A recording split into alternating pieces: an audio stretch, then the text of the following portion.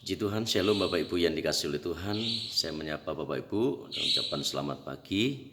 Shalom, Tuhan Yesus memberkati kita semuanya. Pagi hari ini, mari kita akan kembali belajar dari sebuah kebenaran firman Tuhan. Dan saya ingin menyampaikan tentang kuasa doa. Wow, dahsyat ya. Kuasa doa. Puji Tuhan, mari kita akan melihat di dalam 1 Petrus pasal 4 ayat yang ke-7. Saya akan membacakan buat Bapak Ibu semuanya. Ya, ayat ini berkata demikian. Kesudahan segala sesuatu sudah dekat. Karena itu, kuasailah dirimu dan jadilah tenang supaya kamu dapat berdoa.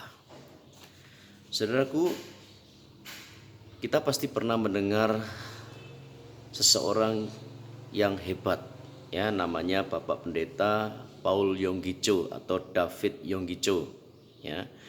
Dari Korea Selatan, saudaraku, seorang hamba Tuhan yang sangat berhasil, seorang hamba Tuhan yang sangat diberkati pelayanannya.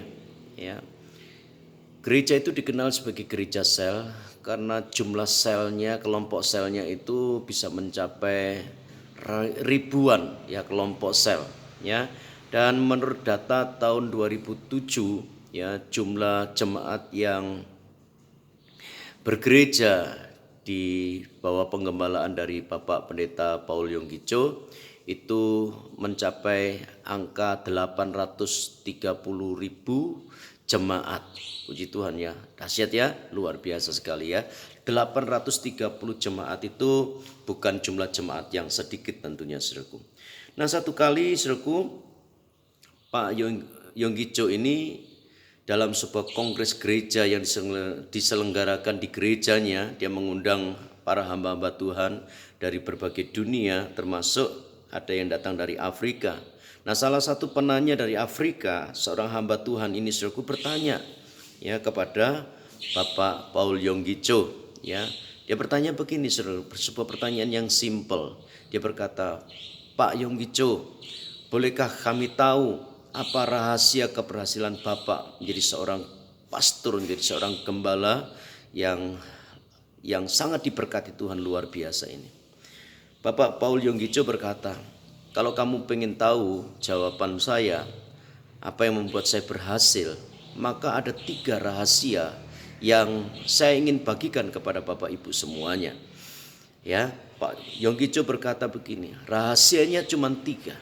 Ya, ada 3 rahasia keberhasilan dari Bapak Paul Yonggi Cho.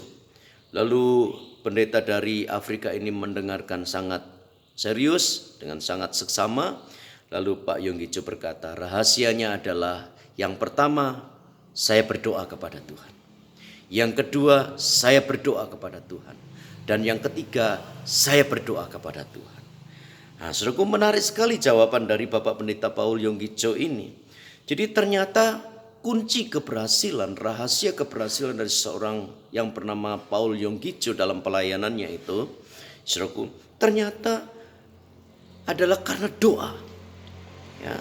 Jadi kuasa doalah yang memungkinkan keberhasilan seseorang. Ya. Nah, mari kita akan melihat, saudaraku, apa kekuatan dari namanya doa ini, saudaraku. Doa itu punya kuasa. Doa itu melahirkan kuasa yang dahsyat. Sama-sama ngomong dengan saya. Doa melahirkan kuasa yang dahsyat. Puji Tuhan. Yakobus pasal 5. Mari kita akan melihat Yakobus pasal 5. Ayat yang ke-16. Demikian firman Tuhan sampai ayat yang ke-18. Karena itu, hendaklah kamu saling mengaku dosamu dan saling mendoakan supaya kamu sembuh. Doa orang yang benar bila dengan yakin didoakan sangat besar kuasanya. Saya ulang, saudaraku, pada bagian ini. Doa orang yang benar, ya, bila dengan yakin didoakan sangat besar kuasanya. Eli adalah manusia biasa, sama seperti kita, dan ia telah bersungguh-sungguh berdoa supaya hujan jangan turun, dan hujan pun tidak turun di bumi selama 3 tahun dan 6 bulan. Lalu ia berdoa pula dan langit menurunkan hujan dan bumi pun mengeluarkan buahnya. Bapak Ibu yang dikasihi oleh Tuhan, Dari ayat ini kita melihat dua kebenaran, saudaraku. Yang pertama, doa orang yang benar, ya. Jadi artinya begini, saudaraku. Pribadi pendoanya itu harus hidup dalam kebenaran. Engkau berdoa sehari 1000 kali, katakan, saudaraku. Tapi jika kita hidup dalam dosa, kita tidak hidup dalam kebenaran, ya, selingkuh, jalan terus, ya, hidup tidak jujur, hidup dalam kesombongan, hidup dalam keegoisan, hidup dalam keserakahan, saudaraku yang dikasihi Tuhan. Kalau kita berdoa 1000 kali dalam sehari sekalipun, tapi kalau dosa itu kita kerjakan, maka doa kita tidak akan melahirkan kuasa apa-apa. Doa kita tidak akan melahirkan mujizat dan pertolongan Tuhan. Ya, langit akan berubah menjadi tembaga. Artinya Allah tidak akan pernah mendengarkan doa kita kalau kita tidak hidup dalam kebenaran. Tapi doa yang hebat, doa yang melahirkan kuasa yang dahsyat, itu terjadi jika pendoanya, itulah saudara dan saya, hidup dalam kebenaran. Praktek-praktek kebenaran ini harus kita lakukan, saudara, supaya kita bisa melihat hasil dari kuasa doa yang dahsyat itu. Yang kedua, saudaraku, berdoalah dengan penuh keyakinan.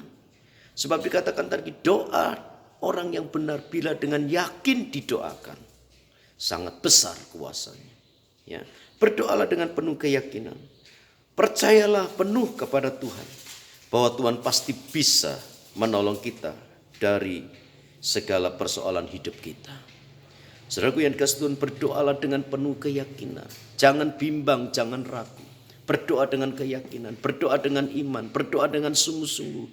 Berdoa dengan sebuah keyakinan kepada Tuhan bahwa Tuhan sanggup melakukan segala sesuatu yang hebat dalam hidup kita.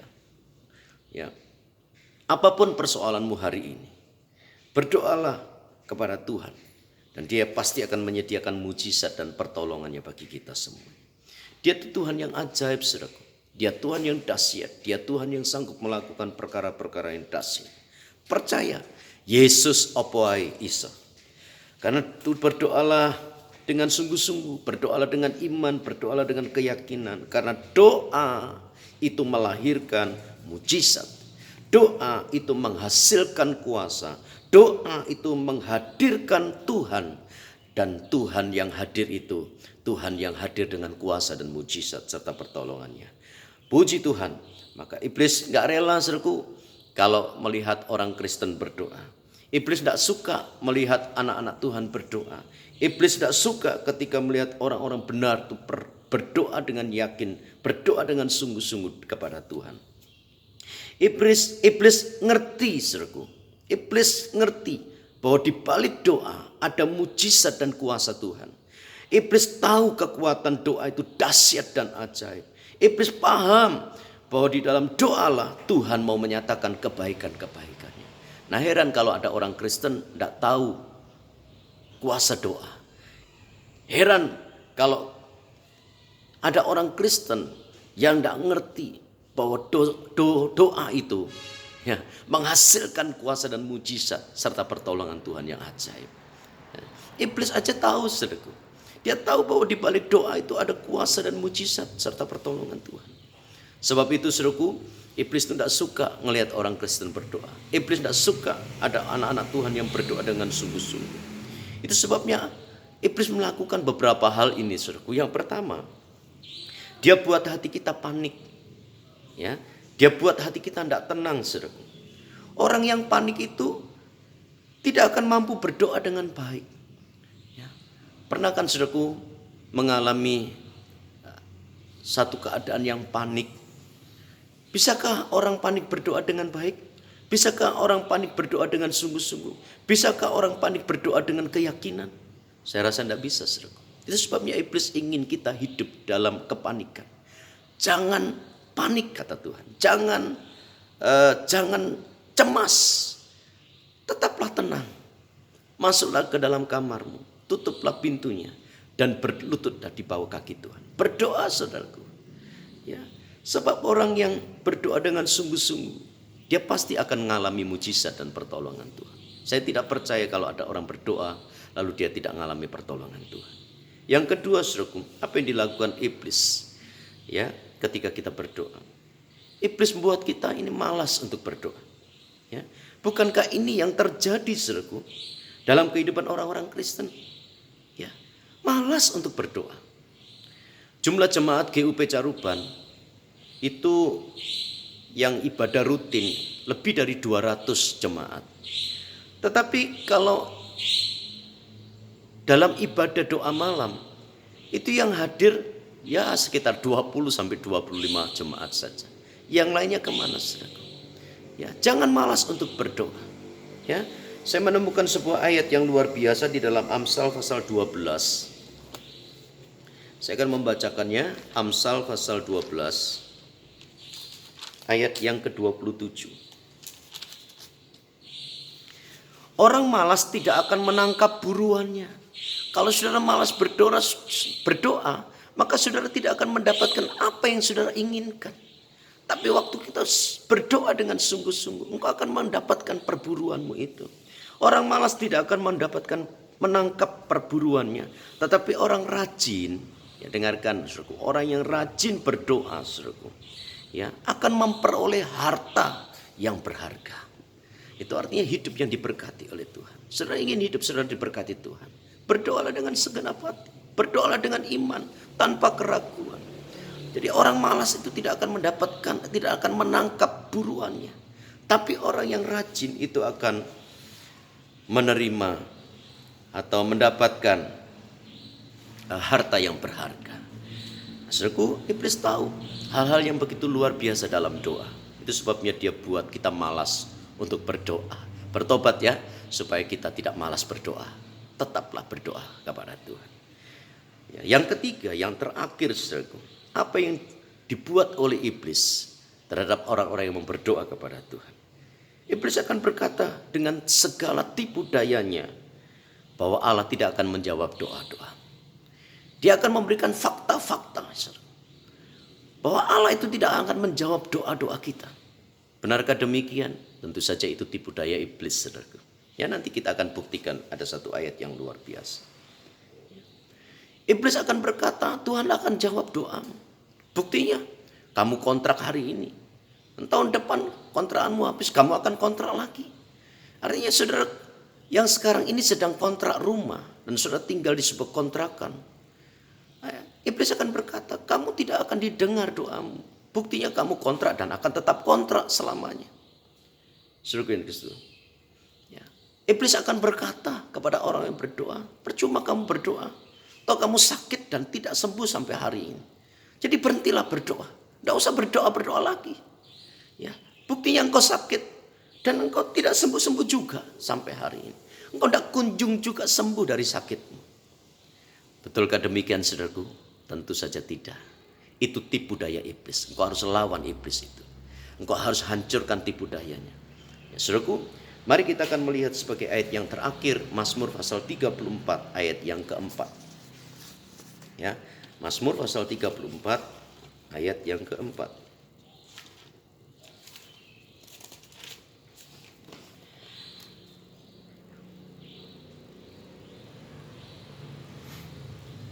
Ayat yang kelima, maaf ya. Aku telah mencari Tuhan, lalu Ia menjawab aku. Ya, Mazmur 34 ayat yang kelima. Aku telah mencari Tuhan dan Ia menjawab aku. Dengarkan baik-baik. Iblis berkata, percuma engkau berdoa karena Tuhan tidak dengar doamu. Tapi Tuhan berkata, waktu engkau mencari Tuhan, maka Tuhan akan menjawab segala doamu. Dan melepaskan kita dari segala kegentaran kita. Apa yang membuatmu gentar hari-hari ini? Apa yang membuatmu takut hari-hari ini? Mungkin engkau sudah sakit sekian lama dan engkau sudah berdoa, tapi sampai hari ini engkau belum terima mujizat kesembuhan itu. Tetap berdoa, saudaraku. Sebab doa akan menghadirkan jawaban Tuhan. Engkau berdoa, engkau tidak akan dapat jawaban apa-apa dari Tuhan. Ya, berdoa dengan iman, dengan keyakinan, sungguh-sungguh dengan Tuhan. Percaya, saudaraku. Orang-orang yang berdoa dengan Tuhan, dia akan melihat mujizat dan kuasa Tuhan. Lihat, saudaraku, orang-orang yang sakit pada masa pelayanan Yesus di bumi ini. Mereka berseru kepada Yesus, artinya mereka berdoa kepada Tuhan dengan sungguh-sungguh. Bartimeus yang buta disembuhkan oleh Tuhan karena dia berseru kepada nama Yesus. Ya, orang yang kusta, mereka berseru kepada Tuhan dan mereka ditahirkan dari kustanya. Orang yang lumpuh, mereka bisa berjalan karena mereka berseru kepada Tuhan. Orang yang bisu tuli, mereka berseru dalam kebisuannya itu. Karena Tuhan melihat hati, tidak melihat verbal kita. Tuhan melihat hati kita. Hatinya berseru kepada Tuhan. Dan mereka dijamah, disembuhkan oleh Tuhan. Bisu tuli bisa berkata-kata dan bisa mendengar. Bahkan ada beberapa kasus anak Yairus dan juga anak dari seorang janda di Nain yang mati pun dibangkitkan karena mereka berseru kepada Tuhan. Lazarus yang sudah 4 hari meninggal dan sudah dikuburkan, mayatnya sudah bau, saudaraku. Tetapi Tuhan berkuasa menghidupkan kembali. Kuasa doa itu dahsyat dan ajaib. Beriman sama Tuhan, mari kita berdoa. Tuhan Yesus, berkati setiap umat-Mu yang mendengarkan firman Tuhan ini. Biar kami boleh tetap mengandalkan Tuhan, berdoa senantiasa. Kami percaya di dalam doa ada mujizat dan pertolongan. Berkati kami semuanya, kami beriman untuk firman Tuhan pada pagi ini. Dalam nama Tuhan Yesus kami berdoa bersyukur. Amin.